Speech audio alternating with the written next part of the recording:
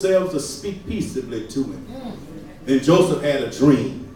He told it to his brothers. They hated him even more. He said to them, "Listen to this dream I had. There we were, binding sheaves of grain in the field. Suddenly my sheaf stood up, and your sheaves gathered around it and bowed down to my sheaf." Well. "Are you really going to reign over us?" His brothers asked him. "Are you really going to rule us?" So they hated him even more because of his dream and what he had said. Then he had another dream and told it to his brothers. "Look," he said, "I had another dream. This time the sun, moon, and the 11 stars were bowing down to me." He told his father and brothers, but his father rebuked him. "What kind of dream is this that you have had?" He said, "Are your mother and brothers and I going to bow down to the ground before you?" His brothers were jealous of him, but his father kept the matter in mind. Well. I want to talk about Nightmare on Jacob's Street. Nightmare on Jacob's Street. All right. All right. In 1984, there was a film written and directed by Wes Craven. The title of the movie, Well. that was a box hit, was titled A Nightmare on Elm Street. That's right. Some of you saw it. Yeah. One of the main characters in the movie was a fella named Freddy Krueger. Woo. Some of you can see him. Some of you see him scratching his knives across the metal. This movie gained notoriety because Freddy Krueger had a history in his lifetime of killing young children. As a result, he died. But when he died, there were people who had dreams and nightmares of Freddy Krueger. He would, in the dream, the nightmare, kill them in the nightmare. But to others' amazement, they died in reality.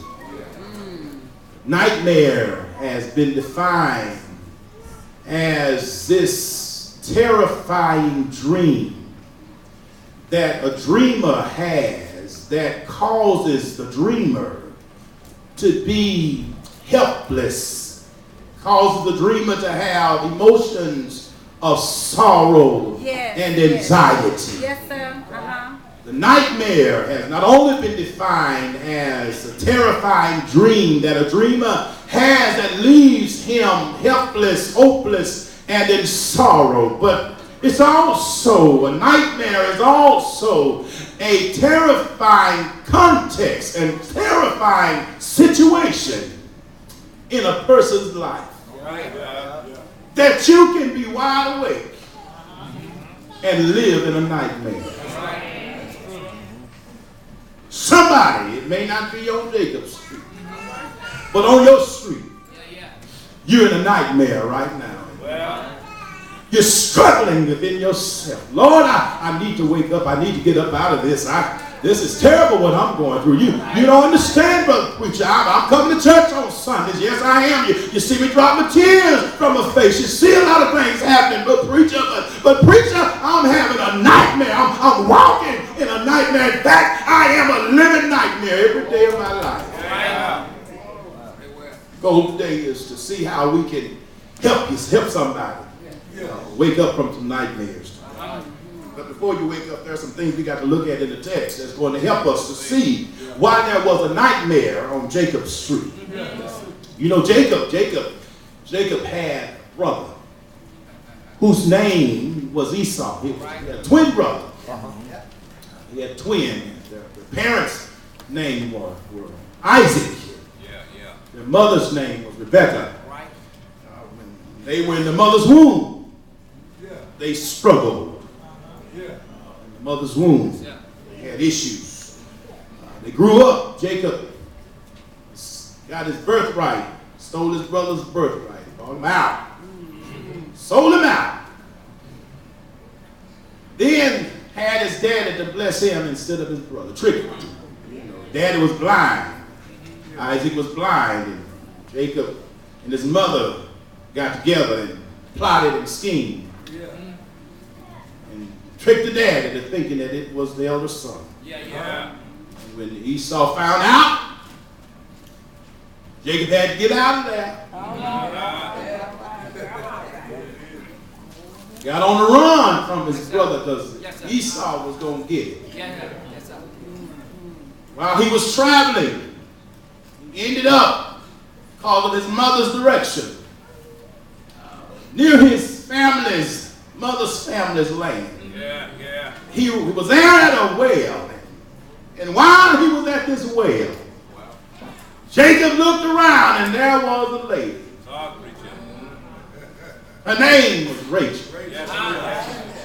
Jacob, he did a double take.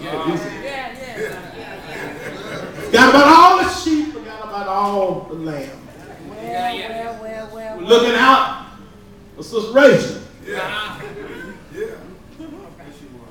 Found out who she was. Well, the daddy, I like that girl. She got, you know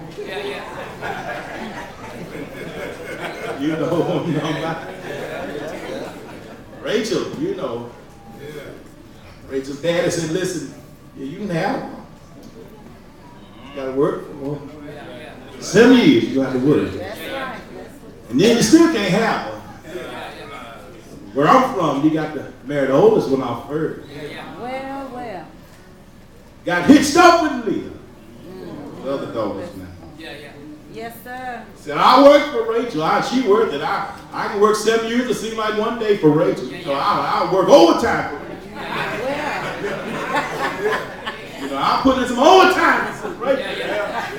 7 years passed and he had to work 7 more years. Yes, he did. And they got hitched up, got married. The Bible will teach us that Rachel could not have children. That's right. But Leah could have children. Leah had a bunch of children. All them boys. And so much so that Rachel got disturbed and said, well, listen, let me let you borrow. You just take my handmaid, take my slave, and have some children for me off a slave. And she had some children, but it wasn't on Rachel's kid. But God smiled on Rachel. It took a minute, but God smiled on her. Jacob was an older man, but God smiled on Rachel, and she had him a son, and the son's name was Joseph.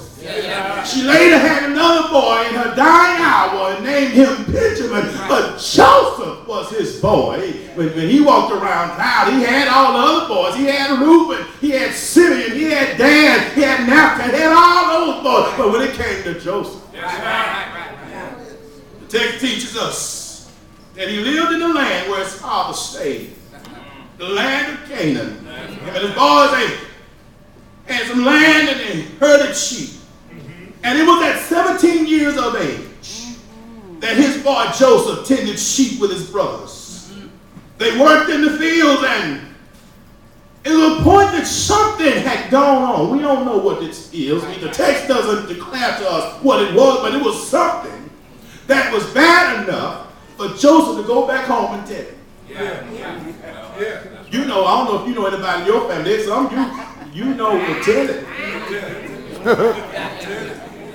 Joseph told him, you can't think you're going to get by. I'm going to go tell Daddy. Y'all messing up around here. You know Daddy don't put up with that. And they went